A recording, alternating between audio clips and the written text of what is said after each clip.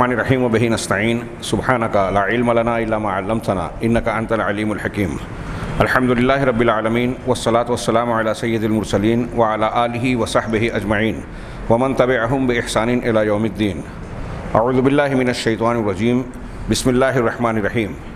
یاسین والقرآن الحکیم انک لمن المرسلین علی صراط مستقیم تنزیل العزیز الرحیم لتنذر قوما ما انذر آباؤہم فہم غافلون. محترم سامعین و حاضرین، آج سرسری طور سے تدبر سیکھنے کے اس پروگرام میں ہمارے سامنے سورہ یاسین ہے، جو مکی صورت ہے اور اس کی آیتوں کی مجموعی تعداد 83 یعنی 83 ہے. اس صورت سے متعلق بہت ساری روایات، صرف تذکرہ ہی جب کیا جائے تو عوامی سطح پر یا نام سننے والوں کے ذہن میں اس صورت کی فضیلت سے متعلق بعض روایات اور بعض باتیں تازہ ہو جاتی ہیں. جیسے ایک روایت جو اللہ کے نبی صلی اللہ علیہ وسلم کی طرف منسوب ہے کہ ہر چیز کا دل ہوتا ہے اور قرآن کا دل سورہ یاسین ہے. جو شخص اسے ایک بار پڑھے گا اسے 10 مرتبہ قرآن پڑھنے کا اجر و ثواب ملے گا. اسی طریقے سے کچھ روایتوں میں اس کے تعلق سے یہ کہا گیا کہ اپنے مرنے والوں یعنی جو قریب المرگ آدمی ہو، مریض ہو، اس پر اسے پڑھا جائے.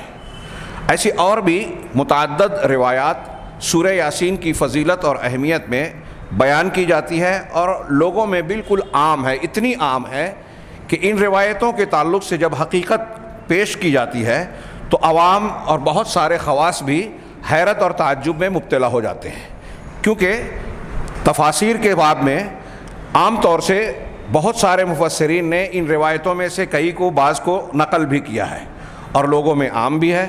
چنانچہ یہ چیزیں مشہور ہے اور لوگ اس صورت کے تعلق سے ایک خصوصی اہتمام کرتے ہیں. لیکن حقیقت یہ ہے کہ سورہ یاسین کی فضیلت میں کوئی بھی روایت، کوئی ایک روایت بھی سورہ یاسین کی فضیلت میں صحت کے درجے تک پہنچ کر ثابت نہیں ہوتی. اکثر و بیشتر یا تو ضعیف ہے یا من گھڑت ہے. سورہ یاسین قرآن کا دل ہے. اس روایت کو شیخ البانی رحمہ اللہ نے موضوع یعنی من گھڑت قرار دیا ہے. یہ سرے سے روایت اللہ کے نبی صلی اللہ علیہ وسلم کی طرف منسوب کرنا درست ہے ہی نہیں. لیکن حیرت ہوتی ہے بعض ان علماء پر. میں نے کیلانی صاحب تک کو دیکھا، ان پر بھی حیرت ہے کہ وہ 2 روایتیں دل والی اور مردوں پر پڑھنے والی روایت کو نقل کر کے اس کی حکمت بھی بیان کر رہے ہیں کہ مرنے والے پر اس لیے پڑھا جاتا ہے کہ سورہ یاسین میں آخرت کے مناظر اور مرنے کے بعد کے معاملات کا ذکر ہے، اس کے دلائل ہیں، لہذا مرنے والوں کے لیے ان باتوں کو تازہ کیا جائے. ہاں، مولانا ابو العلا مودودی صاحب اور دوسرے بہت سارے علماء نے اس کی حکمتیں تک بیان کر ڈالی، جبکہ یہ روایت صحیح ہے ہی نہیں. اور شیخ البانی رحمہ اللہ اور بعض علماء نے مرنے والے کے پاس سورہ یاسین کو پڑھنے والے عمل کو بدعت قرار دیا ہے کہ یہ بدعت ہے، دین میں نئی چیز ہے. جب بدعت ہے، اور بدعت بظاہر اچھے کاموں میں ہی ہوتی ہے، برے کاموں میں نہیں، تو یہ تخصیص کرنا اور اس کو سنت سمجھنا یہ دین میں اضافہ ہے. اتنا ہی نہیں، اب اس بدعت میں بھی ہمارے یہاں آپ حضرات ہو سکتا ہے جانتے ہوں، میں نے دیکھا کہ مزید اس میں کچھ اصول اختیار کیے گئے کہ سورہ یاسین میں متعدد مقام پر لفظ مبین آیا ہے، کتاب مبین، ہاں، اور دوسرا مبین. تو کچھ لوگ یہ بیان کرتے ہیں کہ سورہ یاسین کو مرنے والے پر پڑھا جائے تو اس میں پھیر مبین، ہمارے یہاں کی ایجاد کردہ یہ اصطلاح ہے، پھیر مبین، میڈ ان انڈیا. کیسے پھیر مبین؟ جب پہلی مرتبہ میں نے سنا تو حیرت زدہ رہ گیا اور میں نے پوچھا کہ یہ کیسے ہوتا ہے، تو بتایا کہ آغاز سے تلاوت شروع کی جائے، پہلا مبین آئے، پھر سے دوبارہ شروع سے پڑھا جائے، دوسرا مبین آئے، پھر سے شروع کیا جائے تو تیسرا مبین آئے. اس طریقے سے ہر مبین پر رک کر پھر سے پچھلے یعنی آغاز صورت سے وہاں تک پڑھا جائے، اس طرح آخر تک پہنچا جائے. بدعت میں بھی بدعت. اس کی کیا دلیل اور ثبوت ہے؟ ہاں، سب سے پہلی بات تو یہ کہ قرآن مجید کو اس کی اہمیت، فضیلت، افادیت کو ثابت کرنے کے لیے کسی ضعیف اور من گھڑت روایت کی کوئی ضرورت نہیں ہے۔ پورا قرآن اللہ کا کلام ہے، کلام الہی ہونا اس کی اہمیت کے لیے صرف کافی ہے۔ اس سے بڑھ کر کوئی فضیلت ہو ہی نہیں سکتی کہ یہ اللہ کا کلام ہے، رب العالمین کا فرمان ہے۔ اور پھر اس کے تعلق سے جو عمومی فضائل کی باتیں ہیں کہ یہ قرآن شفا ہے، شفاء للناس، رحمت ہے، ذکرہ ہے، روح ہے، اور اس کے اور بھی بہت سارے نام اور اس کے فضائل جو بیان کیے گئے ہیں پورے قرآن کے لیے، وہ ساری صورتوں اور تمام آیتوں کے لیے ثابت ہے۔ اس کے لیے کسی من گھڑت یا کسی ضعیف روایت کو بیان کرنے کی ضرورت نہیں ہے۔ لیکن جیسا کہ حضرت امام احمد بن حنبل رحمہ اللہ اور بعض محدثین اور ائمہ کرام کا کہنا ہے کہ فضائل قرآن وہ باب ہے جس میں بہت بڑے پیمانے پر حدیثوں کو گڑھا گیا، بنایا گیا۔ نوح ابن ابی مریم ایک شخص گزرا ہے، اس نے کہا کہ میں نے لوگوں کو دیکھا کہ قرآن مجید کو چھوڑ کر امام ابو حنیفہ کی فقہ کی طرف جو ہے ان کی دلچسپی زیادہ ہے، لہٰذا لوگوں کو قرآن کی طرف رغبت دلانے اور اس کی طرف مبذول، ان کے ذہن و دماغ کو مبذول کرنے کی خاطر میں نے قرآن کی ہر صورت کے تعلق سے کئی حدیثیں اور روایتیں بنا کر لوگوں میں بیان کر دی، تاکہ اسے سن کر پڑھ کر لوگ جو ہیں اس دوسری چیزوں کو چھوڑ کر قرآن کی طرف راغب ہوں۔ آپ دیکھ رہے ہیں کہ وہ خود صاحب وضع، جس نے حدیثوں کو بنایا، گڑھا، تراشا، اس نے خود اس بات کو کا اعتراف کیا اور بیان کیا، اور اس کے بیان سے یہ ظاہر ہے کہ اس کی نیت اچھی ہے۔ وہ یہ چاہ رہا ہے کہ لوگ قرآن کی طرف، قرآن سے دلچسپی لیں، اس کی اہمیت و افادیت کو جانیں سمجھیں، اور اللہ کے اس کلام کو جو چھوڑ رکھا ہے اس جرم سے باز آ کر قرآن کو پڑھیں، اس میں تدبر کریں، اس کے معنی اور مفہوم کو سمجھ کر اپنی زندگی کی راہوں میں اس کو نافذ کریں، زندگی میں نافذ کریں۔ یہ گویا بیان کیا جاتا ہے۔ یہ پہلی بات جو سورہ یاسین سے متعلق ہمیں نہ صرف جاننا چاہیے بلکہ ہمارے سماج اور معاشرے میں لوگوں کو بتانا بھی چاہیے۔ لیکن عجیب و غریب مزاج ہے، بقول مولانا ابوالکلام آزاد کہ ہمارے یہاں ماحول ایسا ہے کہ افسوس کی بات یہ ہے کہ وہی سکے رائج ہیں جو کھوٹے ہیں، وہی سکے زیادہ چلتے ہیں جو کھوٹے ہیں۔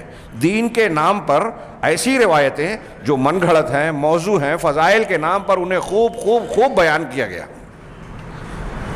ایک مزاج اگر یہ بنا دیا جائے کہ ہم صحیح روایات ہی بیان کریں گے، بہت ساری بدعات، خرافات اور بہت ساری غلط سلط باتیں جو دین کا حصہ نہیں ہے اور بن چکی ہے لوگوں کے ذہن و دماغ میں، وہ اس سے دین کا دامن اور صاف ہو جائے گا، اور بہت سارے داغ دھبے جو بدعات کی شکل میں دین پر لگائے جاتے ہیں، نسبت کی جاتی ہے، وہ دھل جائیں گے داغ دھبے۔ لہٰذا اس کا اہتمام کرنا چاہیے۔ یہ پہلی بات سورہ یاسین سے متعلق۔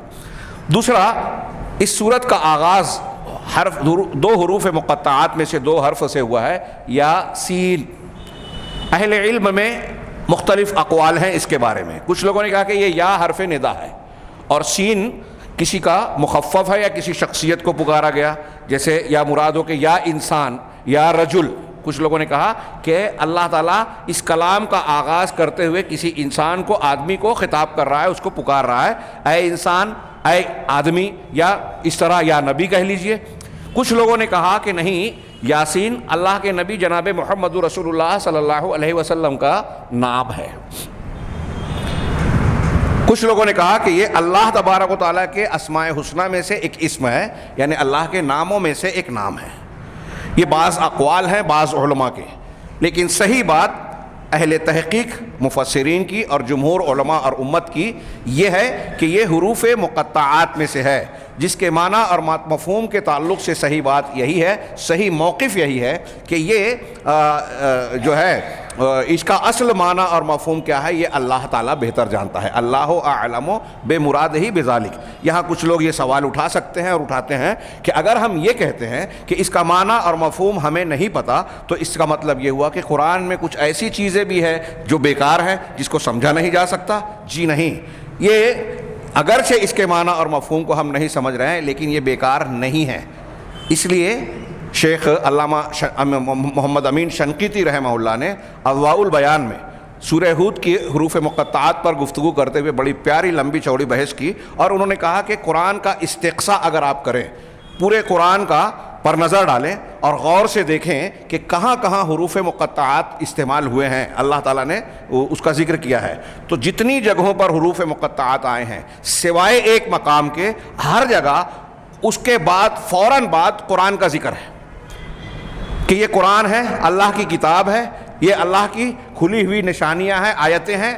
اس طرح کے مضامین آپ کو ملیں گے، اور کفار مکہ یا مخالفین جو اللہ کے کلام کو یا رسول اللہ صلی اللہ علیہ وسلم کی رسالت کو ماننے سے انکاری تھے، ان کے سامنے بطور حجت، بطور دلیل اور بطور چیلنج پیش کیا، للکارا گیا کہ یہ قرآن اللہ کا کلام ہے۔ محمد رسول اللہ صلی اللہ علیہ وسلم تمہارے درمیان پلے بڑے ایک انسان ہیں، آمنہ اور عبداللہ کے بیٹے ہیں، تمہارے درمیان پلے بڑے، کسی اسکول کالج اور درسگاہ میں نہیں گئے، کسی سے سیکھا سکھایا نہیں، 40 سال تمہارے درمیان زندگی گزاری، ان کا کردار، ان کی شخصیت تمہارے سامنے بالکل واضح کتاب کی طرح موجود ہے۔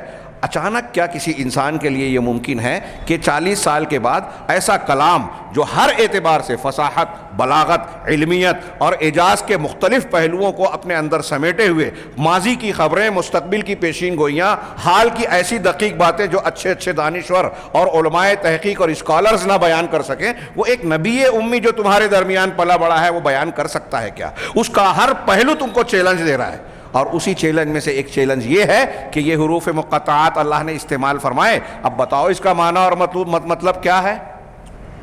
ہاں، ہمارے یہاں جیسے کچھ چیزوں میں شارٹ فارم اور مخفف استعمال ہوتا ہے نا، ہاں، جیسے آپ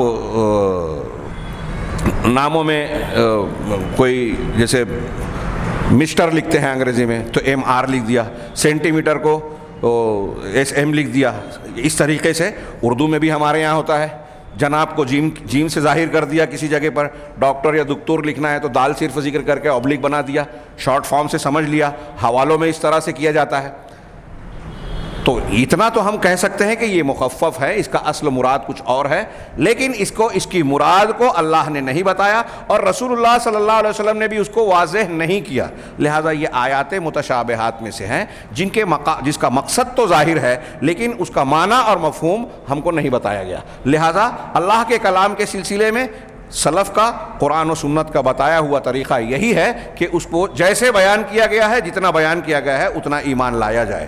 ایسی چیزیں جن کو بیان نہیں کیا گیا، اگر اس کے پیچھے آدمی کھود کورید کرتا ہوا پڑتا ہے، وہ اپنی علمیت کے اعتبار سے یا کچھ اور مقاصد ہوں، تو ایسی صورت میں ٹھوکر کھانا یقینی ہے۔ اور جن لوگوں نے متشابہات، غیبیات سے متعلق اپنے عقل کو فیصل بنا کر اس راستے میں دوڑنے کی کوشش کی، وہ ضرور ٹھوکر کھائے یا لڑک کر گرے اور گمراہی کا شکار ہوئے۔ یہ یاسین کے لفظ سے، میں نے جیسا کہ کہا کہ یہ کچھ لوگ کہتے ہیں اللہ کے رسول کا نام ہے یا اللہ کا نام ہے، زیادہ مشہور بات ہمارے یہاں غالباً یہی ہے کہ نبی صلی اللہ علیہ وسلم کے ناموں میں سے ایک نام ہے، اور اسی وجہ سے یہ 2-3 حروف مقطعات اس قرآن کے ایسے ہیں جنہیں لوگ شخصیتوں کے نام رکھنے کے طور پر استعمال کرتے ہیں۔ ایک یاسین ہے، ایک طٰہٰ، میرے علم میں جو یاد آ رہا ہے، ایک آدھ اور ہو تو ابھی اس وقت ذہن میں نہیں، لیکن میں نے نہیں دیکھا کہ کوئی شخص اپنے بیٹے بیٹی کا نام الف لام میم رکھتا ہو، حامیم رکھتا ہو، قاف رکھتا ہو، کیونکہ یہ بھی تو حروف مقطعات ہیں۔ تو ان حروف مقطعات کو بطور حروف مقطعات کے استعمال نہیں کیا جاتا، کہ نام نہیں رکھا جاتا، لیکن یہ یاسین اور طٰہٰ اس قسم کا نام جو رکھا جاتا ہے، تو میں یہی سمجھتا ہوں کہ یہ جو بعض اقوال مروی ہیں کہ یہ اللہ کے نبی صلی اللہ علیہ وسلم کے ناموں میں سے ایک نام ہے، اس بنیاد پر کچھ لوگ یہ نام رکھتے ہیں، لیکن جیسا کہ میں نے عرض کیا کہ یہ روایتیں یا اقوال ثابت شدہ بات نہیں ہیں۔ حروف مقطعات حروف ہیں، ہاں، جن کا استعمال کس لیے ہوا میں نے تھوڑی سی وضاحت کی۔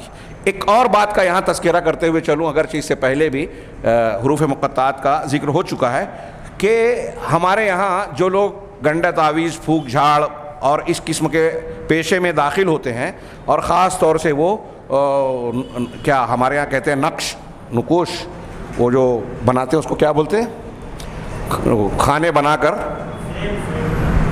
فریم نہیں، وہ نقش کی جو بنائی جاتی ہے، نقش سلیمانی، نقش فلاں، تو لوح قرآنی جیسے نام دیتے ہیں، اس میں کھانے بنا کر، تو آپ دیکھیں گے کہ تعویذ گنڈے میں الگ الگ لوگوں نے الگ الگ چیزیں اختیار کر رکھی ہیں۔ اس میں نے بعض دیکھا اور دکانوں میں ہوٹلوں میں بعض جگہ وہ فریم میں لگی ہوئی اس میں کھانے بنے ہیں اور حروف مقطعات لکھے ہیں.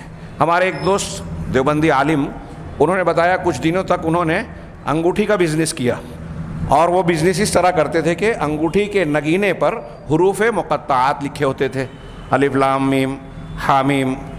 اب اس میں بھی کچھ گہرائیاں لوگوں نے ایجاد کر لی ہے کہ اگر آپ کا نام اس حرف سے شروع ہوتا ہے یا آپ فلاں مہینے میں اور تاریخ میں پیدا ہوئے ہیں تو آپ کے لیے فلاں رنگ اور فلاں حروف جو ہے وہ زیادہ مناسب ہیں، عربی انگلش میں کہیں سویٹیبل ہے، مناسبت رکھنے والے، لہٰذا اس کو پہنیں گے تو آپ کی تقدیر قسمت بہتر رہے گی، شر بلا مصیبت سے محفوظ رہیں گے، برکتیں ملے گی وغیرہ وغیرہ جو بھی فضائل بیان کیے جائیں. حروف مقطعات اللہ تبارک و تعالیٰ کے اسماء حسنی اور قرآنی الفاظ یا آیات اس استعمال کے لیے نہ اللہ نے بتایا، نہ رسول نے بتایا، نہ صحابہ تابعین طبع تابعین اور ائمہ سلف میں اس کا کوئی سراغ اور ثبوت ملتا ہے. یہ بات کی ایجاد ہے. یہ میں ایسا کہوں گا کہ یہ قرآن کے ساتھ کھلواڑ ہے تو یہ غلط نہیں ہوگا. قرآن کو اللہ تبارک و تعالیٰ نے بابرکت بنایا، برکت والا، متبرک. کس اعتبار سے؟ ابھی ایک بحث تھی جو میں جمعہ کے خطبے میں کرنا چاہتا تھا، موقع نہیں ملا. یہاں اس ضمن میں ذکر چھڑا ہے، آج بھی یہ ارادہ نہیں تھا اور آج یہ بات آ رہی ہے کہ برکت اور تبرک کا جو ایک موضوع ہے یہ مستقل موضوع ہے اور عقیدے سے متعلق بہت اہمیت کا حامل ہے. اس راستے سے بھی ہمارے یہاں بڑی گمراہیاں بلکہ شرکیات، صرف بدعت نہیں شرک تک پایا جاتا ہے، جیسا کہ ذات انوات والی حدیث کے حوالے سے اس سے پہلے ہم بعض دروس میں بیان کر چکے ہیں.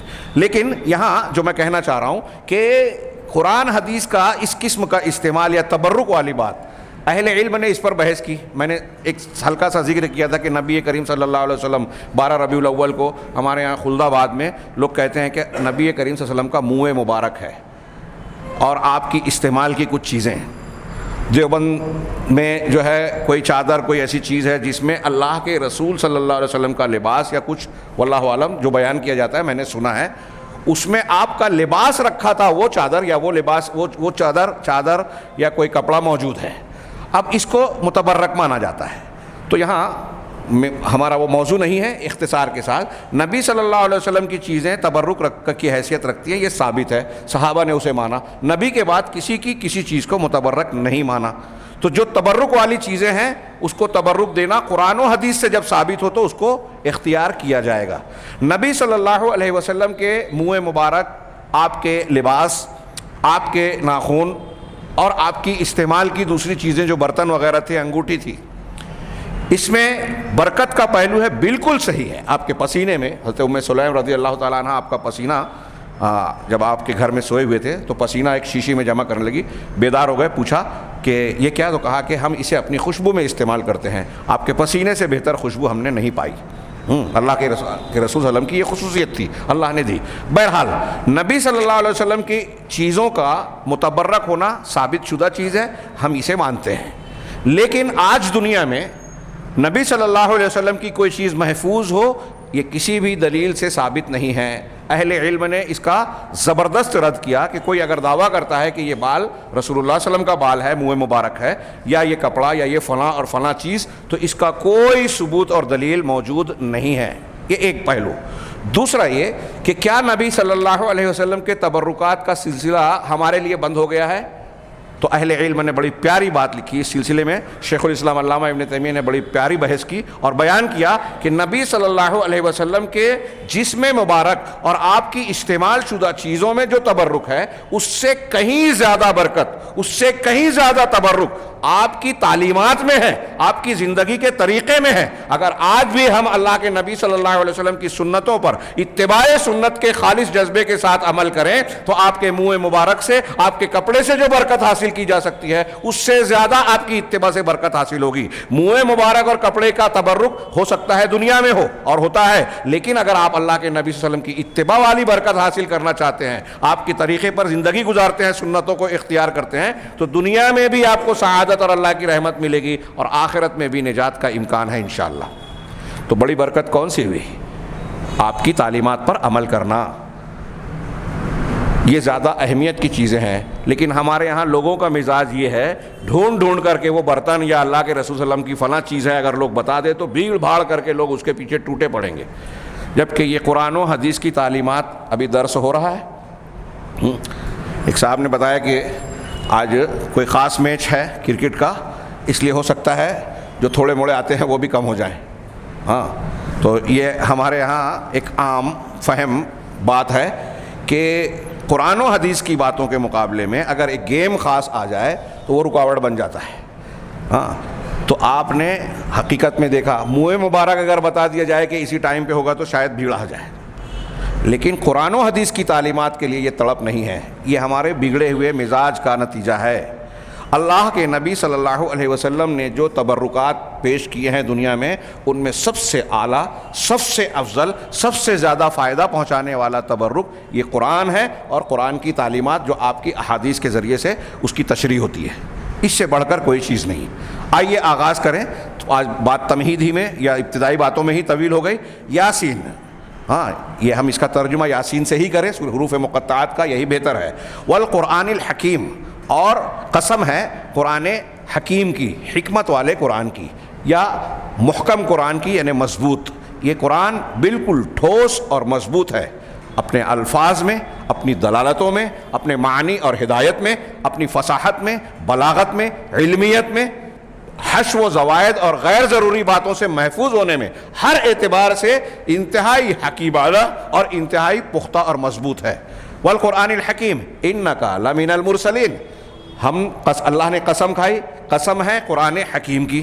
تو اب قسم کھا کے کوئی بات ثابت کرنی ہوتی ہے تبھی قسم کھائی جاتی ہے نا.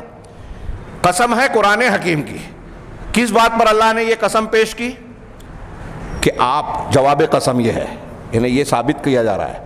قسم اور پھر انا، یہ دونوں تاکید کے لیے، بات کو مضبوطی سے بیان کرنے کے لیے. ایک آدمی، آپ اگر سادی سودی خبر دیں تو کہیں گے کہ محمد اللہ کے رسول ہے، سیدھی سی بات. ہاں، اگر ایک آدمی متردد ہے کہ ہے کہ نہیں ہے تو ایسے آدمی سے آپ یہ کہیں گے یقیناً آپ اللہ کے رسول ہیں صلی اللہ علیہ وسلم.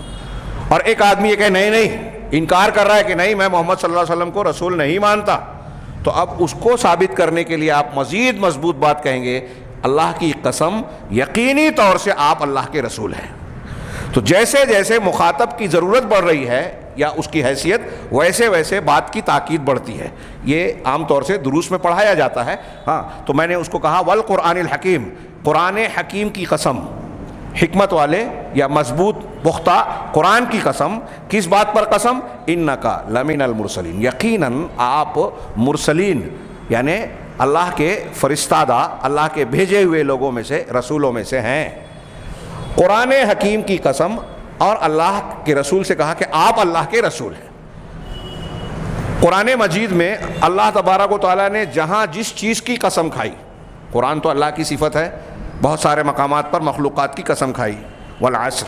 ہاں، تو اب، اور ہم یہ جانتے ہیں کہ اللہ کے لیے یہ جائز ہے، مخلوق کے لیے اللہ کے علاوہ کسی کی قسم کھانا جائز نہیں ہے، شرک ہے.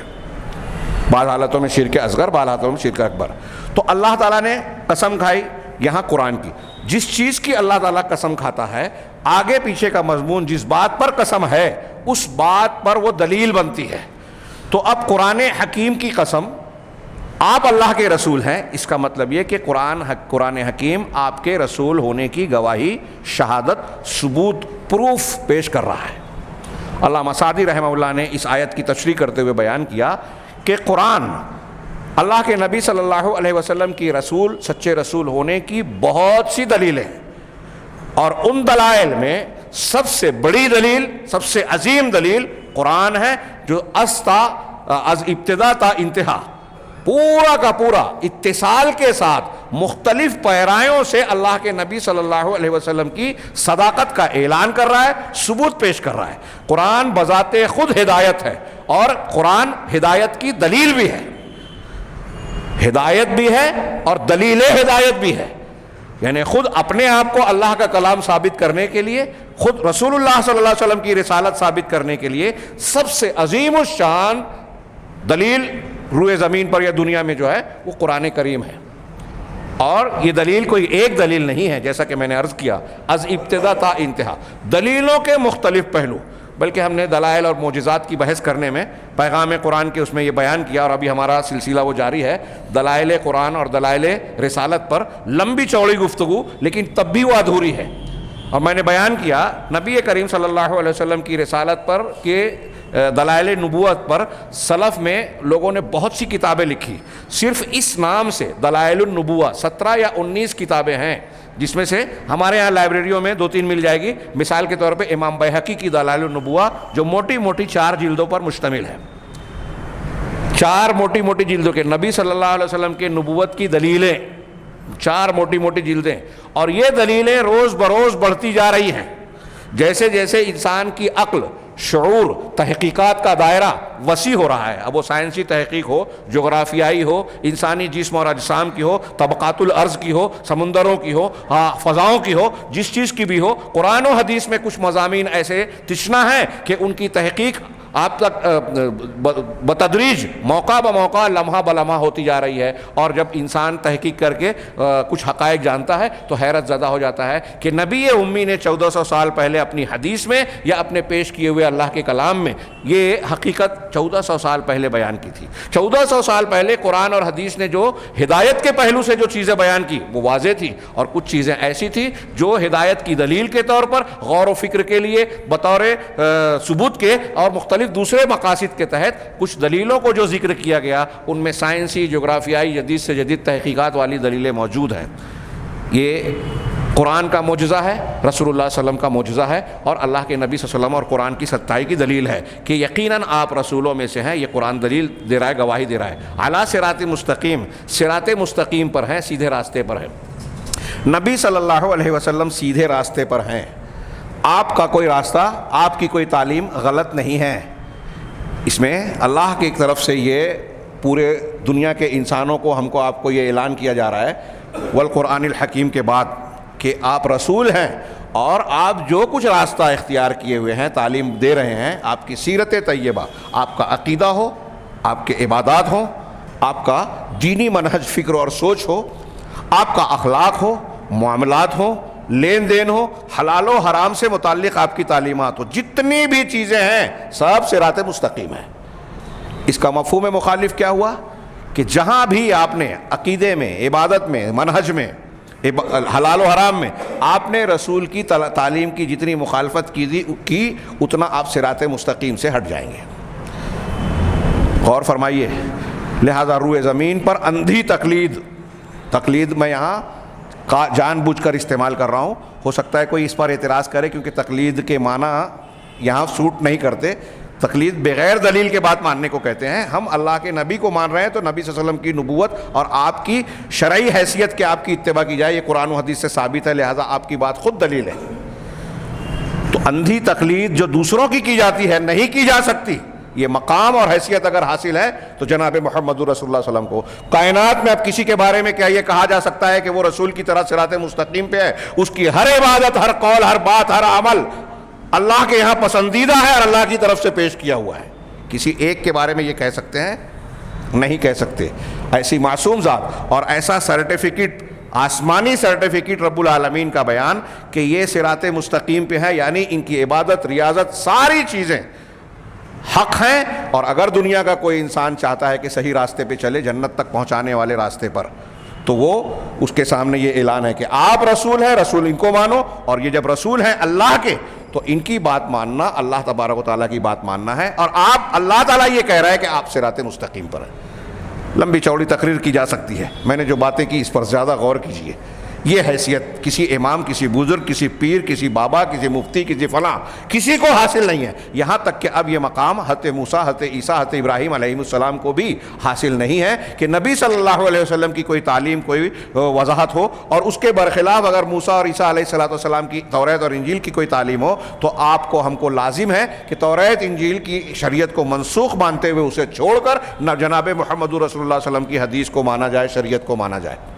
اگر کوئی نے کسی نے اسے چھوڑ کر اسے اختیار کیا تو وہ اللہ تعالیٰ کے اس کلام کو، اللہ تعالیٰ کے اس سند کو نہیں مان رہا ہے. آپ نے فرمایا علی صراط مستقیم. اللہ نے فرمایا تنزیل العزیز الرحیم. اور یہ قرآن جو ہے، جو گواہی دے رہا ہے، دلیل بن رہا ہے، یہ العزیز اور الرحیم کا نازل شدہ ہے. یہ قرآن جو گواہی دے رہا ہے یہ عزیز اللہ کا ایک نام ہے. لہذا عزت میں، عزت سے عزیز بنا ہے. عزت یعنی غلبے والا ہے، قوت والا ہے، ہر چیز پر تسلط رکھتا ہے. لہذا اللہ تبارک و تعالیٰ کی عزت کا تقاضا یہ ہے کہ قرآن محفوظ رہے، قرآن میں کوئی غلط بات نہ ہے، اس میں ہیچ پیچ پھیر بدل تبدیلی کوئی نہیں کر سکتا.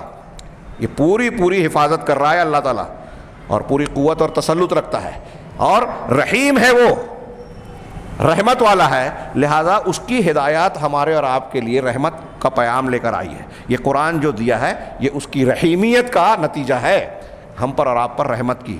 کچھ لوگوں نے یہ بھی کہا کہ یہاں قرآن کے عزیز اور حکیم کا جو دو نام اللہ کا استعمال کیا گیا وہ یہ ہے کہ قرآن اتارا، محمد صلی اللہ علیہ وسلم کو رسول بنایا. یہ قرآن اور رسول تم کو ہدایت اور زندگی کی راہیں بتا رہے ہیں. لہذا اگر کوئی شخص اس کی مخالفت کرتا ہے تو العزیز کی پکڑ آئے گی، اور اگر اس کی کوئی موافقت کرتا ہے تو الرحیم کی رحمت ملے گی، جنت ملے گی. ہاں، لتنذر قوما ما انذر آباؤہم فہم غافلون.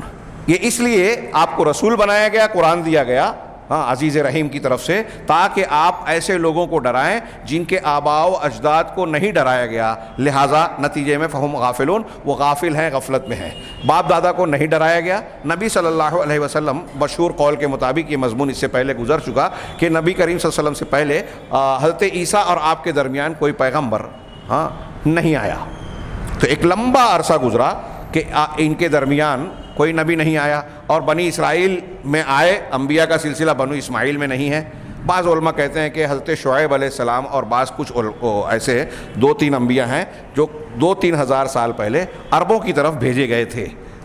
اس کے علاوہ زیادہ تر بنی اسرائیل میں آئے، وہ بنی اسماعیل کے یا بنی اسرائیل ہی کے کچھ لوگ عربوں کی طرف بھیجے گئے. یہ ایک شاذ اقوال ہیں، لیکن یہ بات صحیح ہے کہ ایک لمبے عرصے سے پیغمبر نہیں ہے. اس کا یہ مطلب نہیں ہے کہ ان پر حجت پوری نہیں ہوئی، اس لیے کہ اللہ کے نبی صلی اللہ علیہ وسلم کی بعثت اور حضرت عیسیٰ وغیرہ کے درمیان کے وقفے میں اگرچہ پیغمبر نہیں آئے، لیکن حضرت ابراہیم اور حضرت اسماعیل علیہ السلام کی تعلیمات اور ان کی توحید کی تعلیمات بطور خاص عربوں میں مسلسل موجود تھی. خود نبی کریم صلی اللہ علیہ وسلم کے آنے سے پہلے یہ عرب کے کفار اپنے آپ کو ملت ابراہیمی کی طرف نسبت کرتے ہوئے فخر محسوس کرتے تھے، اور اپنے آپ کو حضرت ابراہیم علیہ السلام کا پیروکار کہتے تھے. ظاہر سی بات ہے کہ ان کی نبوت کی کچھ تعلیمات موجود تھیں. ورقہ بن نوفل اور ایسے کچھ شخصیات کا بھی پتہ ملتا ہے کہ نبی کریم صلی اللہ علیہ وسلم کی آمد اور بعثت سے پہلے جو ہے ان لوگوں میں صحیح تعلیم یا توحید کا تصور، عقیدہ کسی نہ کسی شکل میں موجود تھا. یہی وجہ ہے کہ بعض لوگ جاہلیت میں بھی شرک سے محفوظ تھے. اور حضرت ابوبکر صدیق رضی اللہ تعالیٰ عنہ کی سیرت آپ پڑھیے، ان کے بارے میں بھی یہ ملتا ہے کہ ایمان لانے سے پہلے بھی انہوں نے کبھی بت پرستی یا شرک نہیں کیا. واللہ عالم. یہ ابتدائی آیت کا میں نے تھوڑی سی تشریح کی، لیکن ہم جیسا کہ سرسری تدبر والی بات کر رہے ہیں، کسی قدر تفسیری انداز کی گفتگو ہو گئی، اس لیے کہ سورہ یاسین سے متعلق بعض وضاحتیں ضروری میں نے سمجھی تھی. مناسبت التسمیہ، اس سورت کے نام رکھنے کی مناسبت، لأن اللہ تعالی افتتح السورۃ بہا. واضح ہے کہ اللہ تبارک و تعالیٰ نے اس سورت کا آغاز انہی 2 حروف مقطعات سے کیا، یاسین، لہٰذا یہی اس سورت کا نام مقرر ہوا، یہی اس کی وجہ ہے. موافقت اول السورہ لآخرہا، دوسرا کہ سورت کے آغاز کی موافقت، اس کا تعلق اس کے آخری حصے سے، ابتدائی آیت کا انتہائی آیت سے اس کا تعلق. کہا کہ ابتدائی آیتوں میں اللہ تبارک و تعالیٰ نے مردوں کو زندہ کرنے کا تذکرہ کیا. مردوں کو زندہ کرنے سے اس کے ابتدائی مضامین، بالکل پہلی آیت نہیں بلکہ یہ آگے کی آیت نمبر 12 سے استدلال کر رہے ہیں کہ انا نحن نحیی الموتى ونکتب ما قدموا وآثارهم وکل شیء احصیناہ فی امام مبین. کہ ہم نے انا نحن نحیی الموتى، یقیناً ہم مردوں کو زندہ کرتے ہیں. یہ اللہ تبارک و تعالیٰ کا فیصلہ ہے، نظام ہے. آگے آپ دیکھیں گے کہ اس کے دلائل بھی دیے ہیں، اور دنیا کی مقصدیت بھی ہے، اور اللہ تبارک و تعالیٰ کی قدرت تامہ کا اظہار بھی ہے کہ مردوں کو اللہ زندہ کرتا ہے. اللہ کے علاوہ کوئی ہستی، کوئی وجود اس طاقت کو نہیں رکھتا. وَنَكْتُبُ مَا قَدَّمُوا، اور جو کچھ انہوں نے آگے بھیجا ہے، عمل کیا ہے، اس کو بھی ہم لکھتے رہتے ہیں. وآثارہم، اور ان کے آثار کو، یعنی جو پیچھے چھوڑا ہے. اب اس میں اچھائی برائی دونوں، ہم نے جو عمل آگے کیا اور اس دنیا سے جانے کے بعد دنیا میں جو چھوڑ جاتے ہیں. قرآن کی اس آیت سے پتہ چلا کہ انسان جو اثرات اپنے عمل کے ذریعے سے، نیکی کا ہو یا برائی کا، جاری رہنے والا جو عمل آپ نے چھوڑا ہے وہ اللہ تبارک و تعالیٰ کے یہاں لکھا جاتا ہے. وآثارہم کہا. اب مثال کے طور پہ ہم عام طور سے میت کے تعزیت میں اور اس میں جو روایتیں پیش کرتے ہیں تو نیکیوں کا ذکر کرتے ہیں کہ انسان جب مر جاتا ہے تو اس کا عمل منقطع ہو جاتا ہے سوائے 3 چیزوں کے: صدقہ جاریہ، علم جس سے فائدہ اٹھایا جائے، نیک اولاد جو دعا کرے. یہ تینوں چیزیں انسان کا اپنا کسب ہے. اور اس کی تشریح میں بعض دوسری حدیثیں بھی آتی ہے صدقہ جاریہ وغیرہ کے ضمن میں کہ اگر کسی نے درخت لگا دیا، مسجد تعمیر کر دی، ہاں اب میں نے ایک درخت لگایا، میری موت ہو گئی، اب اس درخت سے کوئی پرندہ چگ رہا ہے، کوئی انسان اس کے سائے میں بیٹھ رہا ہے، اس کے پھل سے، اس کی جڑ، اس کے چھال سے، اس کی شاخوں سے کسی سے بھی فائدہ اٹھا رہا ہے، تو جب تک اس سے فائدہ اٹھایا جاتا رہے گا درخت لگانے والے کو اجر و ثواب ملتا رہے گا. یہ واضح مسئلہ ہے. ہاں تو یہ نیکیوں کے بارے میں بھی ہے. ایسا ہی معاملہ برائیوں کے بارے میں ہے. اچھی طرح دماغ میں رکھیے گا، اس پر عام طور سے توجہ نہیں دی جاتی. مثال کے طور پہ ایک آدمی نے موسیقی بجائی، گانا بجانا، گانا گایا، موسیقی بجائی، اب وہ ریکارڈ ہو گیا. یہ آدمی مر جا رہا ہے اور اس کے مرنے کے بعد بھی وہ موسیقی استعمال ہو رہی ہے. ہاں کسی نے کوئی بری سنت جاری کی. ہاں آپ نے پڑھا ہے نا کہ قابیل نے پہلا قتل کیا تھا دنیا میں تاریخ انسانی میں. ہاں اب اللہ کے رسول اللہ کا فرمان ہے کہ اب دنیا میں جو بھی قتل ہوتے ہیں تو قاتل کے گناہ کے ساتھ ساتھ اس کا حصہ قابیل کے نامہ اعمال میں بھی جاتا ہے، کیونکہ اس نے دنیا میں قتل کی سنت کو جاری کیا. تو سنت سیئہ یا برائیاں اگر کسی نے رائج کی یا برے اعمال کو بطور نقش چھوڑ دیا. اب برے اعمال کے نقش میں یہ جو میں بیان کر رہا ہوں، بعض مفسرین نے، علامہ قرطبی نے غالباً یا کسی اور نے، ہاں امام قرطبی نے بیان کیا ہے کہ اگر کوئی شخص نیکی کی دعوت دیتا ہے اور اس کی وہ دعوت اس کے مرنے کے بعد بھی جاری ہے تو یہ اس کے لیے فخر کی بات ہے کہ اللہ تبارک و تعالیٰ اس کا اجر و ثواب. اب نبی کریم صلی اللہ علیہ وسلم نے رسالت کے تئیں جو دین پیش کیا، قرآن پیش کیا، آج پوری دنیا میں آپ کی اتباع کرنے والے لوگ موجود ہیں، تو جناب محمد رسول اللہ صلی اللہ علیہ وسلم کے اجر و ثواب لکھے جا رہے ہیں، بڑھتے جا رہے ہیں، کیونکہ آپ نے یہ شریعت لوگوں تک پہنچائی، پوری محنت سے پہنچائی، پوری ذمہ داری سے پہنچائی، امانت کے ساتھ میں. چنانچہ یہ آپ کا ایک عمل جیسے نیکی کے. اور کوئی اگر برائی کا داعی ہے، کوئی شخص کسی برائی کی طرف دعوت دیتا ہے، آج cultural programme, art programme, fashion کے نام پہ کچھ لوگ ایسی چیزوں کی دعوت دیتے ہیں کہ کیا ضرورت ہے پردے کی، کیا ضرورت ہے فلاں اسلامی تعلیمات کو پکڑے رکھنے کی. پھر دین کی تعلیم جو لوگ پیش کر رہے ہیں اس میں برائی کا ایک نقش یہ بھی ہوا کہ ایک آدمی نیکی کی دعوت دینا چاہتا ہے اور کوئی اس کی دعوت سے روک رہا ہے، جیسے آج کل ہمارے ہاں کہ فلاں کو خطبہ نہیں دینا چاہیے، فلاں کو درس نہیں دینا چاہیے. اب اس طرح کی جو چیزیں اختیار کی جا رہی ہیں، اگر اس سے ہونے والے فائدے کا تسلسل رک رہا ہے، یہ میں نہیں بیان کر رہا ہوں، امام قرطبی کی جو تشریح ہے، تفسیر ہے، اس کا مفہوم میں اپنے الفاظ میں بیان کر رہا ہوں، تو وہ چیزیں بھی اللہ تبارک و تعالیٰ کے یہاں نیکی یا برائی کی جو ہے وہ جاری رہے گی. اللہ تعالیٰ ان تمام چیزوں کو لکھتا جا رہا ہے. آپ اگر رکاوٹ بن رہے ہیں تو کہا کہ اللہ تعالیٰ نے فرمایا کہ ہم مردوں کو زندہ کرتے ہیں اور لکھتے رہتے ہیں جو انہوں نے آگے بھیجا اور جو پیچھے چھوڑا، آثارہم، ان کے آثار. وَكُلَّ شَيْءٍ أَحْصَيْنَاهُ فِي إِمَامٍ مُبِينٍ، اور ہر چیز کو ہم نے امام مبین، یہ پہلا مبین آ گیا، پھر مبین والوں کا دھیان دیا. امام مبین، ہم امام مبین، اس کا ترجمہ کیا کھلی کتاب، واضح کتاب میں ہم لکھ رکھا ہے. مبین یعنی کھلا، واضح. یہاں امام سے مراد کتاب، اور زیادہ تر مفسرین کہتے ہیں کہ اس کتاب سے مراد لوح محفوظ ہے جس میں اللہ تبارک و تعالیٰ نے ساری چیزوں کو لکھ رکھا ہے.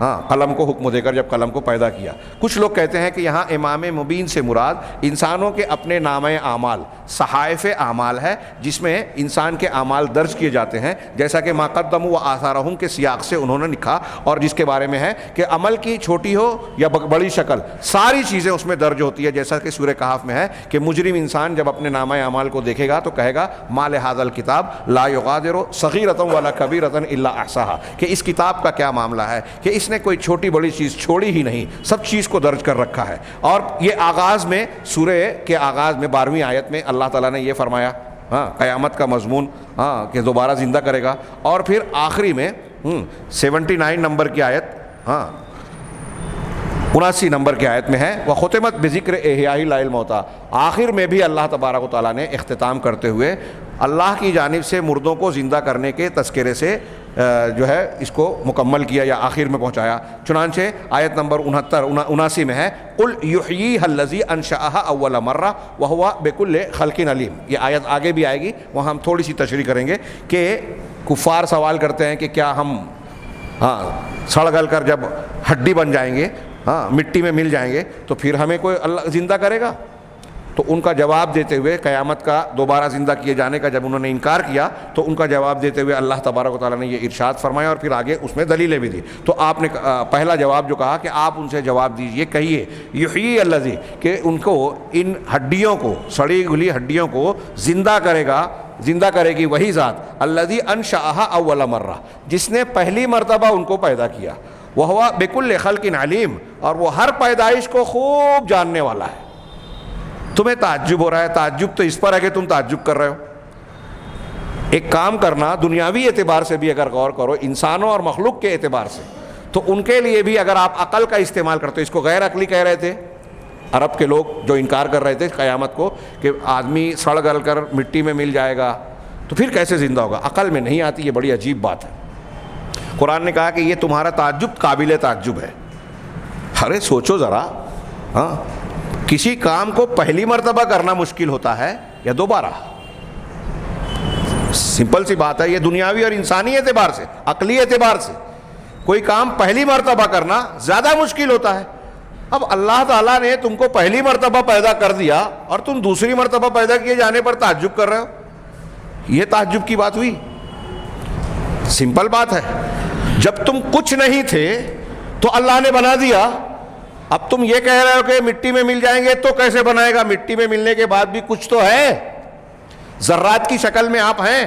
حدیث میں ہے کہ انسان کے لیے جو عجب الذنب یا عجب الذنب، جو جس کو ترجمہ کر لیجئے کہ دمچی ریڑھ کی ہڈی کے بالکل آخر میں ایک معمولی سی ابری ہوئی ہڈی ہوتی ہے۔ سائنس والے لیبارٹری والوں سے پوچھو گے تو جو کہتے ہیں کہ نطفے کی شکل میں جب منی کا مادہ یا کیڑا جاتا ہے اس وقت تو اس کو دمچی ہوتی ہے، اسی سے وہ حرکت کرتا ہوا لیس دار مادے سے رحم مادر تک پہنچتا ہے، رحم میں استقرار ہوتا ہے، اور وہاں پہنچنے کے بعد جب وہ بیضے میں پیوست ہوتا ہے مادہ کے تو اس کی دم کٹ جاتی ہے، تو جس جگہ سے دم کٹتی ہے وہی ریڑھ کی ہڈی کا آخری سرا، اس کو دمچی کہتے ہیں، عجب الذنب۔ کہا زمین میں اگر کسی مردے کو دفن کیا جائے یا کہیں بھی معاملہ ہوتا ہے تو پورا انسان جو ہے وہ مٹی میں مل جاتا ہے، لیکن وہ عجب الذنب کا عنصر باقی رہتا ہے۔ اللہ تبارک و تعالیٰ اسی سے دوبارہ پورے انسان کو پیدا کرے گا، اور جسم کا اصل مادہ جو دنیا میں ہمارا آپ کا ہے، اہل سنت والجماعت کے عقیدے کے مطابق یہی جسم ہوگا، صرف جسامت میں فرق ہوگا لیکن جسم یہی ہوگا، اور پیدائش جیسے پہلی مرتبہ کی ویسے دوسری مرتبہ بھی۔ فرق یہ ہے کہ پہلی مرتبہ ہم پیدا ہوئے تو نطفہ، پھر جو ہے وہ ماں کے پیٹ میں جو مختلف مراحل ہوئے، لوتھڑا، جسم کا جمع ہوا خون لوتھڑا، پھر اس کے بعد جو ہے اس پر ہڈی گوشت وغیرہ آئے، پھر شکل صورت بنی، پھر ولادت ہوئی بچے کی شکل میں، نوزائیدہ بچے کی، پھر بتدریج جو ہے جسم بڑھتا گیا، ترقی ہوتی گئی اور نشو و نما ہوتی گئی تو بڑا ہو گیا۔ تو یہ انسانی پیدائش کا پروسیجر دنیا میں ہے۔ اللہ تعالیٰ جب دوبارہ پیدا کرے گا تو یہ پروسیجر نہیں رہے گا کہ ماں کے پیٹ میں جائے پھر بچے کی شکل میں پیدا ہو، ڈائریکٹ بڑی شکل میں پیدا ہوگا، اتنا فرق ہے بس۔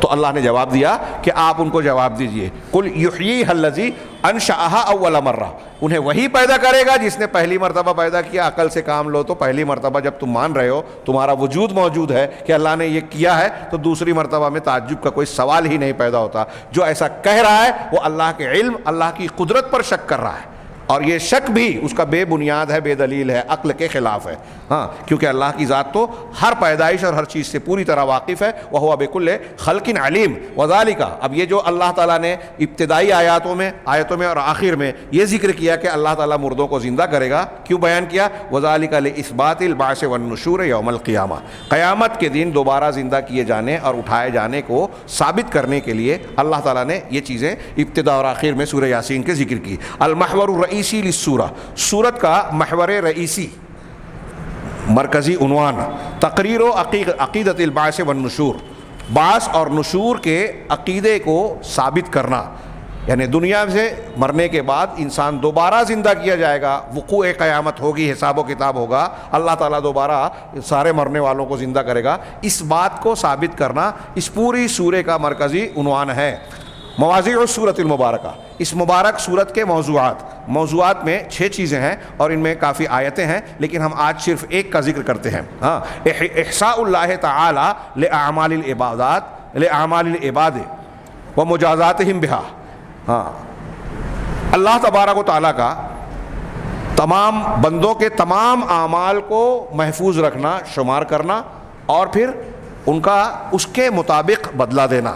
یعنی اس صورت کا ایک مضمون یہ ہے کہ اللہ تعالیٰ نے اس دنیا میں بندوں کو جو بھیجا ہے تو ہم جو کچھ کر رہے ہیں، سوچ رہے ہیں، سب کو اللہ تعالیٰ گن رہا ہے، لکھ رہا ہے، محفوظ کر رہا ہے، اور اسی کے مطابق ان کو بدلہ دیا جائے گا۔ اسی کی روشنی میں جیسا کہ ہم نے ابھی یہ آیت پڑھی ابتدائی کی، آیت نمبر 12، کہ وَنَكْتُبُ مَا قَدَّمُوا، ہم مردوں کو زندہ کریں گے اور جو کچھ وہ آگے اور جو پیچھے بھیج چکے ہیں، چھوڑ چکے ہیں، وہ ساری چیزیں ہم لکھتے جا رہے ہیں، اور ہر چیز امام مبین میں محفوظ ہے، یا تو لوح محفوظ اور ایک تفسیر کے مطابق نامہ اعمال۔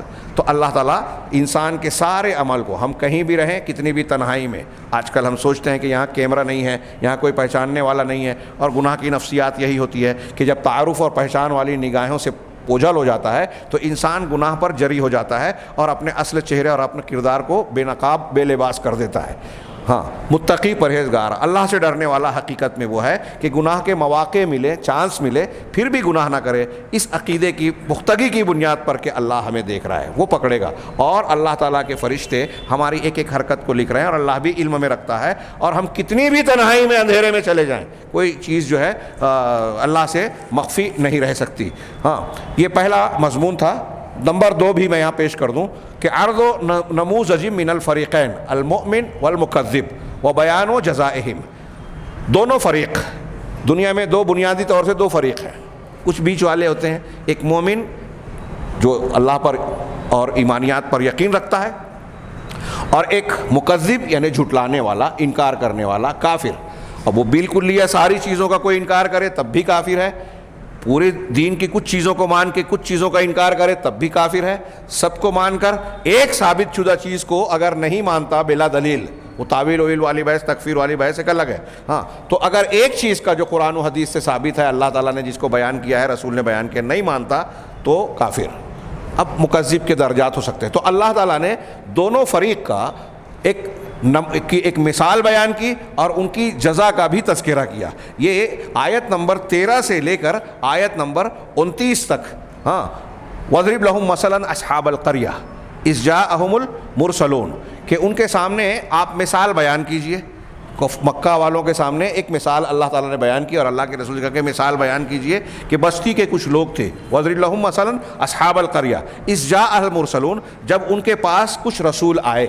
ہاں، اِذْ أَرْسَلْنَا إِلَيْهِمُ اثْنَيْنِ، جبکہ ہم نے ان کے پاس 2 رسولوں کو بھیجا، فَكَذَّبُوهُمَا، تو انہوں نے ان دونوں رسولوں کو جھٹلایا۔ میں تفسیر کی باریکیوں میں نہ جاتے ہوئے سرسری طور سے ترجمہ کر رہا ہوں کہ یہ 2 فریق کا جو پیش کیا گیا ہے۔ فَعَزَّزْنَا بِثَالِثٍ، اور پھر ان دونوں کو جب انہوں نے جھٹلایا تو تیسرے رسول کے ذریعے سے ہم نے ان کی تائید کی، ان کو تقویت پہنچائی۔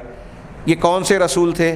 بعض علماء مفسرین کا کہنا ہے کہ حضرت عیسیٰ علیہ السلام نے کچھ لوگوں کو بھیجا تھا اپنے حواریوں میں سے، اپنے مبلغین میں سے۔ ہاں، اور زیادہ مشہور بات اور قرآن کے سیاق و سباق سے واضح بات یہی معلوم ہوتی ہے کہ یہ مستقل رسول تھے جو کسی بستی کی طرف بھیجے گئے تھے۔ تو جو لوگ کہتے ہیں، بعض علماء نے کہا کہ وہ بستی کون سی تھی، قرآن حدیث میں اس کی واضح صراحت اور مضبوط دلیل نہیں ہے، لیکن بعض مفسرین کہتے ہیں کہ یہ انطاکیہ کا علاقہ تھا، انطاکیہ نامی بستی اور شہر تھا۔ ہاں، تو تیسرے کے ذریعے سے 2 کو جھٹلا دیا تو تیسرا رسول بھیجا۔ ہاں، فقالوا انا الیکم مرسلون، ان تینوں نے کہا کہ ہم سب تمہاری طرف بھیجے گئے ہیں، رسول بنا کر آئے ہیں۔ قالوا ما انتم الا بشر مثلنا، تو انہوں نے جواب دیا کہ تم تو بس ہمارے جیسے انسان ہی ہو۔ ہاں، ہمارے جیسے، عام طور سے لوگوں کا یہی انکار کا ایک کیا کہتے ہیں بہانہ، ہیلا رہا، باپ دادا کا طریقے کو ہم مانتے ہیں اور تم ہماری طرح انسان ہو۔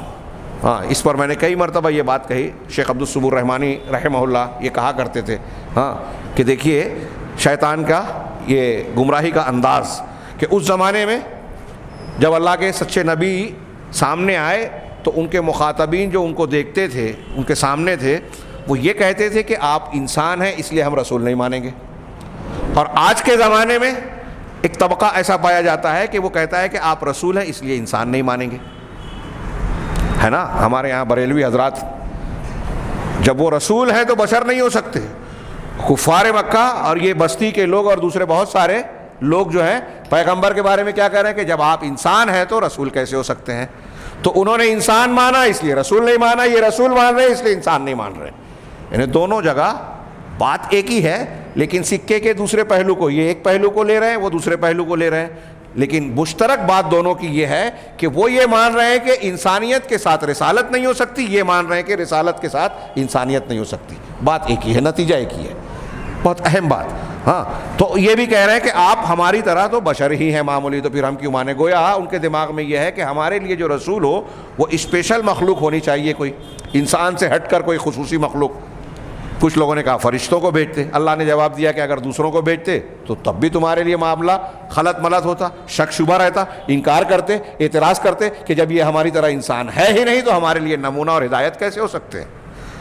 لہذا حجت پوری کرنے کے لیے یہی ہے کہ جو مخلوق ہے ان کو بنایا جائے. اگر دنیا میں زمین میں فرشتے بستے تو ہم فرشتے کو رسول بنا کر بھیجتے، قرآن نے کہا سورہ انعام میں. خیر آگے کہہ رہے ہیں اسی انہی آیتوں میں کہ تم تو بس ہماری طرح انسان ہو. وما انزل الرحمن من شیء ان انتم الا تکذبون. اور رہبان نے کوئی چیز نہیں اتاری، تم تو بس محض جھوٹ بول رہے ہو.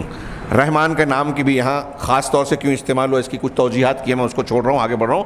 قالوا ربنا یعلم انا الیکم لمرسلون. تو انہوں نے جواباً کہا کہ ہمارا پروردگار خوب جانتا ہے کہ ہم تمہاری طرف رسول بنا کر بھیجے گئے ہیں. دیکھیے یہاں ڈبل تاکید ہے، انا لمرسلون. ہاں جیسا کہ میں نے کہا انکار کرنے والوں میں جو ہے مزید تاکید کے ساتھ بات بیان کی جاتی ہے. وما علینا الا البلاغ المبین. اور ہماری ذمہ داری محض پہنچا دینا ہے کھلے طور سے. یہ دوسرا مبین آیا ایک الا البلاغ المبین، کہ ہمارا کام یہ ہے کہ کھول کھول کر صاف صاف طریقے سے تم تک باتوں کو، ہدایت کی باتوں کو، اللہ کے پیغام کو پہنچا دے. قالوا انا تطیرنا بکم. تو انہوں نے کہا کہ ہم نے تم سے شگون لیا، ہاں تمہاری نحوست کو جان لیا. ہاں لئن لم تنتہوا لنرجمنکم ہاں ولیمسنکم منا عذاب علیم. اگر تم باز نہیں آئے تو ہم تم کو رجم کر دیں گے، سنسار کر دیں گے. رجم کرنا پتھروں سے مار مار کر مار ڈالنا. ہاں تو ہم تم کو سنسار کر دیں گے اور ہماری جانب سے تم کو بہت اذیت اور تکلیف پہنچے گی، دردناک عذاب یعنی بہت سخت تکلیف پہنچے گی. قالوا طائرکم معکم. جب انہوں نے دھمکی دی، دیکھیے عام طور سے اہل باطل اہل حق کو دھمکیاں ہی دیتے ہیں. ہاں اور یہ دھمکیاں دینا، زور زبردستی کرنا، بغیر دلیل کے حق کو روکنا، یہ کفر کا، کافروں کا طریقہ ہے. انبیاء کرام علیہ الصلوۃ والسلام کی دعوت کو روکنا ہاں یہ کافروں کا طریقہ ہے. انبیاء کرام کے وارثین علماء کرام ہیں. اگر کوئی عالم آپ جانتے ہیں کہ وہ حق پیش کر رہا ہے، صحیح منہج اور صحیح عقیدے کی تعلیم دے رہا ہے، اب اس کی تقریر کو، اس کی دعوت کو، اس کے درس کو روکنا، یہ جو ہے یہ انہی کی سنت کا حصہ ہوگا کہ جیسے انبیاء کرام کو کافر روکتے تھے ویسے آپ انبیاء کے سچے وارثین کو روک رہے ہیں. تو آپ کس کی سنت پر عمل کر رہے ہیں؟ یہ میں نہیں، قرآن کی روشنی میں غور کیجئے. ہاں قالوا طائرکم معکم. ان لوگوں نے کہا کہ تمہارا طائر، عام طور سے عربوں میں نحوست اور شگون لینے کے لیے پرندوں کو اڑایا جاتا تھا، اس لیے طائر مانے پرندہ ہوتا ہے. طارا یطیرو طیرانن، اڑان بھرنا، اڑنا، پرواز کرنا. تو اس سے اس کا نام شگون لینے کو ہی نحوست کے معنی میں تطیرنا اور طائر کا لفظ استعمال ہونے لگا کہ ہم نے شگون لیا. تو اللہ رسولوں نے جواب دیا کہ تمہارا شگون، تمہارا طائر، اور ترجمہ کرتے ہیں تمہارا حظ اور نصیبہ تمہارے ساتھ ہے. ہماری دعوت کی وجہ سے تمہاری زندگی خراب ہو رہی ہے، ہمارے عمل کی وجہ سے تمہارے عمل یا دنیا اور آخرت میں کوئی نقصان ہو رہا ہے؟ نہیں. تمہاری قسمت، تمہاری نحوست تمہارے اعمال کی وجہ سے ہے، اعتقاد کی وجہ سے ہے. جب تم ہماری ہدایت کو قبول نہیں کر رہے ہو تو تمہارا نتیجہ تمہارا برا ہونے والا ہے. تو جو ان کو کوئی تکلیف اور پریشانی ہوتی تو انبیاء اور ان کے متعلقین سے جوڑتے کہ دیکھو ان کی وجہ سے یہ پریشانی لاحق ہو رہی ہے. اس پر انشاءاللہ آئندہ ہفتہ میں تھوڑی سی مزید وضاحت کروں گا جو بہت اہمیت کی حامل ہے. اَإِن ذُكِّرْتُمْ بل انتم قوم مسرفون قالوا طائرکم معکم اَإِن ذُكِّرْتُمْ. ہاں کہ تم کو نصیحت کی گئی، اگر تم کو نصیحت کی گئی ہے تو تمہاری نصیحت کا کام تو ہم نے کر دیا. اب بھلا ہدایت والا معاملہ تھا، ہدایت والا اختیار کرنے والا معاملہ، یہ تم کو اختیار کرنا چاہیے تو تم نے نہیں کیا. ہدایت قبول نہ کر کے تم نے خود نحوست کو گلے لگایا ہے. اس میں ہمارا قصور اور غلطی نہیں ہے. ہاں بل انتم قوم مسرفون، بلکہ تم ہو ہی حد سے بڑھ جانے والے لوگ. وجاء من اقصى المدینۃ رجل یسعى، اور مدینے کے اطراف سے، شہر کے کنارے سے، اقصا دور دراز کا علاقہ، ہاں رجل ایک شخص وہاں سے دوڑتا ہوا آیا. اقصائے مدینہ سے، شہر کے کنارے سے ایک شخص دوڑتا ہوا. قالا یا قوم اتبعوا المرسلون، اور اس نے کہا کہ اے میری قوم کے لوگوں، مرسلین رسولوں کی اتباع کرو. یہاں بعض مفسرین نے بڑے پیارے نقطے بیان کیے، وہ تفسیری ہے، ہمارا موضوع میں گہرائی میں نہیں جانا ہے، لیکن ایک چیز علامہ ابن عاشور نے بڑی پیاری بیان کی کہ عام طور سے ہاں شہر میں جو پیسے والا، طاقت والا، جاگیر اور پراپرٹی والا ہوتا ہے، اس کے مکان اور گھر عام طور سے شہر کے وسط میں ہوتے ہیں. شہر کے کناروں کے حصے میں عام طور سے ان لوگوں کا گھر ہوتا ہے جو مالی اعتبار سے، سماجی اعتبار سے کمزور ہوتے ہیں. یہاں اللہ تبارک و تعالیٰ یہ بیان کر رہا ہے کہ اقصائے مدینہ سے، یعنی شہر کے کنارے سے، مضافات سے، نواحی علاقے سے، اطراف سے ایک شخص آ رہا ہے. اور کیسے آ رہا ہے؟ دوڑتا ہوا آ رہا ہے. اس کا جذبہ، اس کا حوصلہ اللہ تبارک و تعالیٰ کی تعریف کی طرف سے، یہ جو بیان اور اس شخص کا ذکر ہے، یہ اس کی تعریف اور اس کے عظمت کو بتا رہا ہے کہ وہ کتنا با حوصلہ تھا. اور اقصائے مدینہ سے، کنارے سے آ رہا ہے، اس کا مطلب یہ کہ کمزور تھا، غریب تھا، وسائل نہیں تھے، ہاں سماجی اعتبار سے، مالی اعتبار سے اس کو قوت نہیں تھی، ورنہ وسط شہر میں رہتا. اب وہاں سے آ رہا ہے. کیوں آ رہا ہے؟ اس کو پتہ چلا کہ میری قوم کے لوگ جو ہیں وہ جھٹلا رہے ہیں رسولوں کو. اس کا مطلب یہ کہ یہ رسولوں کو سچا مان رہا ہے. اس کا مطلب یہ کہ اس کا عقیدہ رسولوں کے عقیدے کے مطابق تھا، یہ توحید پر قائم تھا، اور آگے اس کا بیان بھی موجود ہے. ہاں تو یہ شخص دعوت دے رہا ہے. یہیں کچھ لوگوں نے یہ مسئلہ بھی مستنبط کیا، امام قرطبی وغیرہ نے اور دوسرے مفسرین نے، کہ اس سے یہ بھی پتہ چلتا ہے کہ اگر کوئی شخص اللہ کے دین کی خدمت کر رہا ہے، دعوت کا کام کر رہا ہے، اور سچا ہے یہ آپ مانتے ہیں، جانتے ہیں، اور اس کے ساتھ لوگ زیادتی کر رہے ہیں، مخالفت کر رہے ہیں، تو سچے کا ساتھ دینا چاہیے، چاہے آپ کمزور ہوں. یہ شہر کے کنارے سے ایک آدمی آ کے ان رسولوں کی تائید کر رہا ہے اور قوم سے خطاب کر رہا ہے کہ میری قوم ہے تو میں اپنی قوم کے لوگوں کو بیان کروں. تو گویا اپنی طرف سے اپنے عقیدے کا کھلا اظہار کر رہا ہے، ڈرا چپا نہیں، جیسا کہ ہمارے یہاں ہوتا ہے کہ ابھی یہ کہیں گے تو لوگ ناراض ہو جائیں گے. اور آگے کی آیت سے پتہ بھی چلتا ہے کہ انہوں نے اس کو دھمکی دی، اور مفسرین ذکر نہیں ہے لیکن مفسرین کہتے ہیں کہ قوم نے اس کو مار ڈالا، بعد میں قتل کر دیا. کہا قالو، تو مدینہ کے کنارے سے ایک شخص دوڑتا ہوا آیا اور کہا کہ اے میری قوم کے لوگوں، رسولوں کی اتباع کرو، ان کی بات مان لو. ہاں اتبعوا من لا يسألكم اجرا وهم مهتدون، اور ایسے شخص کی، ایسے لوگوں کی اتباع کرو جو تم سے کوئی اجر، کوئی اجرت، کوئی معاوضہ مانگ نہیں رہا ہے، اور وہ ہدایت یاب ہیں. صرف وہ کہہ رہے ہیں ہاں اور دعوت دے رہے ہیں مان لو، ایسا نہیں ہے، بلکہ وہ صحیح کہہ رہے ہیں، ہدایت پر ہیں، اس لیے ماننے کی بات کر رہا ہوں. ایک بات. دوسرے یہ کہ اجر نہیں مانگ رہے ہیں، یعنی تم کو ان کی بات ماننے میں تمہارا کوئی نقصان نہیں ہے، تمہارا دنیاوی نقصان نہیں ہے کہ تم کو پیسہ اجرت کچھ دینا پڑے گی، اور ان کی بات ماننے میں تمہارا آخرت کا، دنیا اور آخرت کا فائدہ ہے، کیونکہ وہ ہدایت یاب ہے. کتنا پیارا انداز ہے.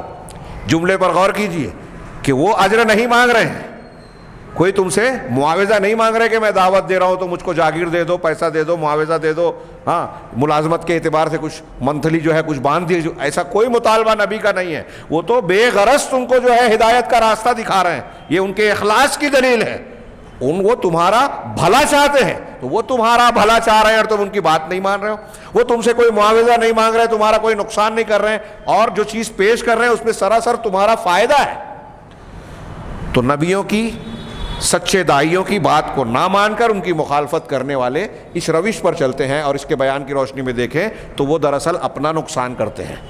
ایک نبی کی مخالفت یا نبی کے سچے وارث کی مخالفت کرنے سے انسان اپنا نقصان کرتا ہے، اس عالم کا، اس سچے آدمی کا نقصان نہیں کرتا. وَمَا لِيَ لَا أَعْبُدُ الَّذِي فَطَرَنِي وَإِلَيْهِ تُرْجَعُونَ، اور مجھے کیا ہو گیا ہے یا میری کیا حیثیت کہ میں اس کی عبادت نہ کروں جس نے مجھے پیدا کیا. اب یہاں گویا اپنا عقیدہ بیان کر رہے ہیں. بعض علماء نے لکھا کہ یہاں قوم کو پہلے کہا کہ تم مان لو ایسے لوگوں کی بات جو اجر نہیں مانگتے، ہدایت یاب ہیں، ہاں اتبعوا المرسلین. اب اس کے بعد اس نے یہ نہیں کہا کہ تم عبادت کرو ان کی، آگے کیا کہہ رہا ہے کہ میں عبادت اس کی کیسے کر سکتا ہوں، اس کو چھوڑ کر کسی اور کی جس نے مجھے پیدا کیا. یعنی اپنا عقیدہ بیان کر رہے ہیں کہ میں عبادت کر رہا ہوں صرف اس کی جس نے پیدا کیا، تمہیں بھی اسی کی عبادت کرنی چاہیے جس نے تمہیں پیدا کیا. گویا یہ دعوت ہے، لیکن انداز کیسا ہے کہ میں تو اسی کو مانوں گا جو سچا رب ہے، اسی کی عبادت کروں گا جس نے پیدا کیا، تو تم کو بھی وہی کرنا چاہیے۔ وَإِلَيْهِ تُرْجَعُونَ، اور تم سب کو اسی کی طرف لوٹایا جانا ہے، تو میں بھی اس کی عبادت کر رہا ہوں۔ اب تم میری بات نہیں مان رہے ہو، رسولوں کی بات نہیں مان رہے ہو، تو بھاگ کر جاؤ گے کہاں؟ میں جس کی عبادت کر رہا ہوں وہ ہے جس نے پیدا کیا، اور وہ ہے جس کے پاس ہم کو جانا ہے، تو جانا مجھ کو بھی ہے، تم کو بھی ہے۔ سوچ لو، تم جس کی عبادت کر رہے ہو وہ تمہیں بچانے آئے گا کیا؟ تم کو لوٹ کر تو اللہ کے پاس جانا ہے، اور اس کی بات نہیں مان رہے ہو، اس کی عبادت نہیں کر رہے ہو، شرک کر رہے ہو۔ أَتَّخِذُ مِن دُونِهِ آلِهَةً إِن يُرِدْنِ الرَّحْمَنُ بِضُرٍّ لَا تُغْنِ عَنِّي شَفَاعَتُهُمْ شَيْئًا وَلَا يُنقِذُونَ، کیا میں اللہ کے علاوہ، اللہ کے ساتھ یا اللہ کے علاوہ، دون کا دونوں معنی ہوتا ہے، اس سے پہلے بیان کیا جا چکا کہ اللہ کے علاوہ ایسے لوگوں کو معبود بناؤں، عبادت کے لائق مانوں کہ اگر رحمان میرے ساتھ کسی نقصان تکلیف کا ارادہ کرے، نہ رحمان مجھ کو کوئی ضر اور نقصان پہنچائے تو ان لوگوں کی شفاعت اور سفارش مجھے کچھ بھی فائدہ نہیں دے گی۔ کتنی پیاری توحید کی دلیل ہے۔ آج اچھے قرآن کو ماننے والے یہ بات نہیں مانتے کہ اگر اللہ کوئی نقصان پہنچانا چاہے تو دنیا کے جتنے بھی معبودان ہیں وہ سب مل کر ان کی سفارش بھی نہیں کر سکتے کہ اللہ تعالیٰ اس کو نقصان نہ پہنچا۔ اللہ کے فیصلے کو کوئی بدل نہیں سکتا۔ ہاں، ولا ينقذون، اور نہ ہی وہ مجھے بچا سکتے ہیں۔ اگر مجھے کوئی تکلیف مصیبت آئی تو یہ معبودان باطلہ نہیں بچا سکتے، پھر میں ان کو کیوں پوجوں، ان سے کیوں مانگوں، ان کے سامنے کیوں جھکوں؟ تم بھی مت جھکو۔ قیل ادخل الجنہ، آگے فوراً اللہ تبارک معاف کیجئے، انی اذا لفی ضلال مبین، اگر میں نے ایسا کیا تو میں کھلی گمراہی میں ہوں گا۔ بعض لوگوں نے کہا کہ ہاں ضلال یعنی صفاحت اور بیوقوفی کے معنی میں، کہ تب تو میں بڑی بیوقوفی کے اندر ہوں گا۔ انی آمنت بربکم فاسمعون، تو سن لو، فاسمعون، تم اچھی طرح سن لو کہ میں تمہارے پروردگار پر ایمان لایا۔ میں ایمان لایا کن پر؟ میرے رب پہ نہیں کہا، تمہارے پروردگار پر۔ کیا بلیغ انداز ہے، یعنی جس پر میں ایمان لا رہا ہوں تو میرا بھی رب ہے، تمہارا بھی ہے، اور جب تمہارا بھی پروردگار وہی ہے اور میں اسی پر ایمان لا رہا ہوں تو تم کو بھی ایمان لے آنا چاہیے۔ بلاغت ہے اس میں، باریکیاں ہیں۔ ہاں، تو تم سن لو، فاسمعونی، مجھ سے سن لو۔ تو کہا کہ قوم سے خطاب کیا کہ ان کو دعوت دینا مقصود ہے۔ بعض علماء نے کہا کہ یہ نبیوں سے خطاب کیا کہ میں تمہارے پروردگار پر، جو تم جس کی طرف دعوت دے رہے ہو، میں اس پر ایمان لا رہا ہوں، تم اس کے گواہ بن جاؤ۔ تو یا تو رسولوں کو خطاب کر کے انہیں اپنے ایمان پر گواہ بنایا، یا قوم کو خطاب کر کے اپنی حجت پوری کرنے کا سامان کیا اور رسولوں کی تائید کی۔ آگے فوراً اللہ نے کہا قیل ادخل الجنہ، تو ان سے کہا گیا کہ جنت میں داخل ہو جاؤ۔ یہاں اس کے انجام کا ذکر نہیں ہے۔ بعض علماء نے کہا کہ اس شخص کا نام حبیب نجار تھا۔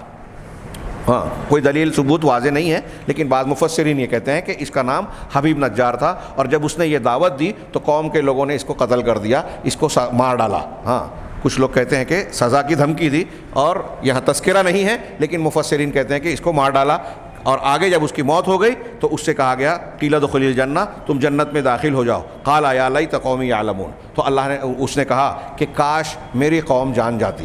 یہ اس کی خیر خواہی کی انتہا لوگوں نے بیان کی کہ مرنے کے بعد کا اس کا جذبہ اللہ تعالیٰ نے نقل کیا کہ جن لوگوں نے اس کو مار ڈالا، جن لوگوں نے اس کی مخالفت کی، ان کے بارے میں یہ کہہ رہا ہے، افسوس کر رہا ہے کہ کاش وہ سمجھ پاتے، کاش جان جاتے، بما غفر علی ربی، کہ اللہ تعالیٰ نے جو کہ مجھ کو بخش دیا، وجعلنی من المکرمین، اور مجھے معززین اور باعزت لوگوں میں شامل کر دیا، وما انزلنا علی قومہ من بعدہ من جند، یہ اور ہم نے ان کے بعد جو ہے کسی قوم پر، ہاں، من جند من السما، آسمان سے کوئی لشکر نہیں اتارا، یعنی اس کے بعد جو ہے آسمان سے کوئی لشکر اتارنے کی ضرورت پیش نہیں آئی، وما کننا منزلین، اور ہم اتارنے والے تھے بھی نہیں، کیونکہ وہاں اس کی ہماری ضرورت نہیں تھی۔ ان کانت الا صیحۃ واحدہ، وہ تو بس ایک چیخ تھی، فاذا ہم خامدون، تو اور وہ ٹھنڈے ہو گئے۔ خامد، آگ بجھ جاتی ہے تو اس کو کہتے ہیں، گویا انسان جب زندہ ہوتا ہے تو آگ شعلے کی طرح جل رہا ہے، اور جب مر گیا تو بجھ گیا، تو ہم نے ایک چیخ تھی جس کی وجہ سے ان کی آگ ٹھنڈی ہو گئی، یعنی وہ مر گئے۔ یعنی اس میں اشارہ ہے، اس بات کی وضاحت ہے اس بات کی طرف کہ اس شخص کے بعد اس قوم پر عذاب آیا، اور عذاب میں اللہ تعالیٰ نے فرشتوں کو بھی نہیں بھیجا، بلکہ ایک چیخ مسلط کی جس کی وجہ سے سارے کے سارے موت کی گھاٹ اتر گئے۔ یا حسرتاً علی العباد، کہ افسوس ہے بندوں پر۔ اب یہ یا تو ایک ان لوگوں کا جو مر گئے، ہاں، ان کی طرف سے یہ حسرت و ندامت کا اظہار ہو کہ قیامت کے دن جب دوبارہ اٹھائے جائیں گے تو حسرت و افسوس کریں گے۔ کچھ لوگوں نے کہا کہ اللہ تبارک و تعالیٰ کا یہ بیان ہے کہ بندوں پر حسرت ہے، ہاں، اور بعض لوگ کہتے ہیں کہ حسرت ندامت کی بجائے یہاں ویل اور ہلاکت، اللہ تعالیٰ یہ کہہ رہا ہے تو زیادہ معنی یہ بہتر ہوگا کہ بندوں کے لیے ہلاکت ہے۔ ہاں، ما یاتیہم من رسول الا کانوا بہ یستہزئون، کہ ان کے پاس کوئی بھی رسول آتا ہے تو بس وہ یہی کرتے ہیں کہ مذاق اڑاتے ہیں، یعنی مذاق اڑائے بغیر نہیں رہتے۔ اور پھر اللہ تبارک و تعالیٰ نے آگے کچھ قوموں کا ذکر کیا، یہ آیت نمبر 30 تک میں نے پڑھا، انہوں نے ذکر کیا کہ دونوں ان 13 آیت نمبر 13 سے 29 تک جو اللہ تعالیٰ نے ایک نمونہ پیش کیا کچھ رسولوں کی دعوت کا اور ان کے مخالفین کا، پھر اس میں ایک شخص جو ہے تائید کرنے آتا ہے، پھر تو گویا دونوں میں حق و باطل کی جنگ کا ایک نقشہ ہے اور ان کا کردار اور پھر ان کا انجام ہے۔ یہ ہمارے لیے بطور نمونہ ہے کہ دونوں کو بہرحال اللہ کے پاس جا کر اپنے اپنے کارستانیوں کا حساب دینا ہے اور اس کا سامنا کرنا ہے۔ اب ہمیں اور آپ کو چننا ہے کہ رسولوں اور اہل حق کے راستے کو اختیار کر کے اپنا انجام اچھا بنائیں، یا یہ جو مخالفین تھے ان کے راستے کو اختیار کر کے اپنی عاقبت کو تباہ کریں۔ یہ دوسرا مضمون تھا۔ 3، 4، 5، 6 میں کچھ تفصیلات ہیں، انشاءاللہ آئندہ ہفتہ ہم اس کو مکمل کریں گے۔ اللہ تعالی ہمیں قرآن سمجھنے اور اس پر عمل کرنے کی توفیق دے اور اس کی برکت سے دنیا اور آخرت کی تمام سعادتوں اور بھلائیوں سے جو ہے بہرہور فرمائے۔ وآخر دعوانا ان الحمد للہ رب العالمین وصلی اللہ علی نبینا محمد۔